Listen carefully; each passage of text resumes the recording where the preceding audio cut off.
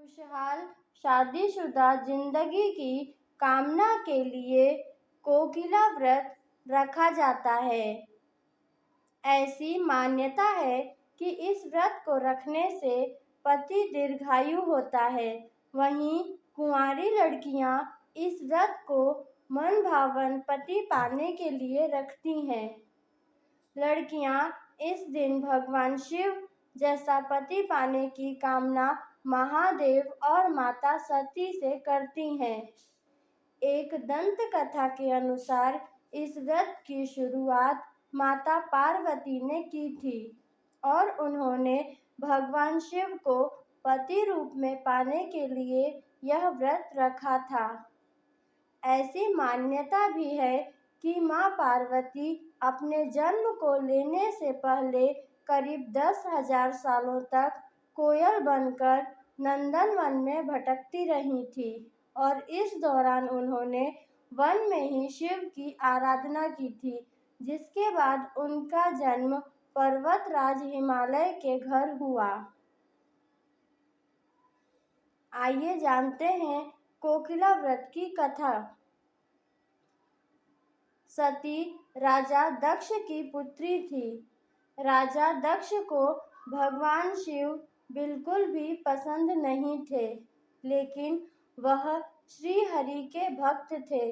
जब माता सती ने शिव जी से विवाह करने की बात पिता दक्ष से कही तो वह इसके लिए तैयार नहीं हुए, लेकिन सती ने हठपूर्वक शंकर जी से ही विवाह किया। इस बात से नाराज होकर राजा दक्ष ने सती से सभी रिश्ते तोड़ दिए। राजा दक्ष ने एक बार बड़े यज्ञ का आयोजन किया, लेकिन उसमें सती जी और शिव जी को नहीं बुलाया।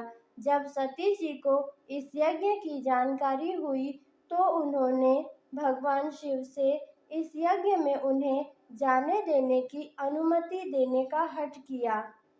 शिव ऐसा नहीं चाहते थे, लेकिन सती के हठ के कारण उन्होंने उन्हें यज्ञ में जाने की अनुमति दे दी।